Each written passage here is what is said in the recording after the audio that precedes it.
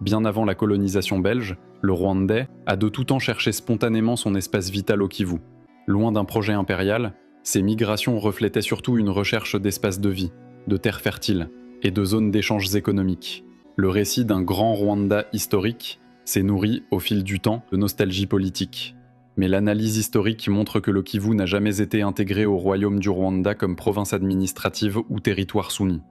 Ce que certains appellent des expéditions de conquête n'étaient bien souvent que des razzias, c'est-à-dire des expéditions de pillage, menées pour capturer du bétail, des biens et parfois des captifs.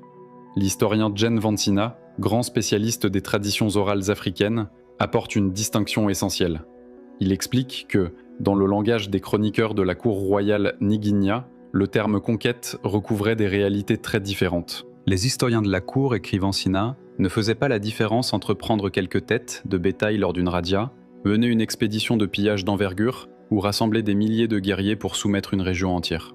Avant 1780, le but principal de ces expéditions était toujours le même, le butin, en priorité le bétail, symbole de richesse et de pouvoir.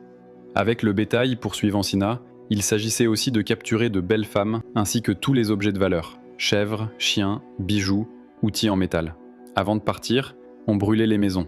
Autrement dit, le Rwanda précolonial n'était pas un empire conquérant au sens politique, mais un royaume qui menait des incursions sporadiques, motivées avant tout par le pillage et non par une volonté d'annexion territoriale. Pourtant, au fil du temps, ces récits guerriers ont été revisités et amplifiés. Dans une lecture moderne, ils sont devenus les fondements idéologiques d'une revendication territoriale, celle d'un Rwanda amputé par la colonisation européenne.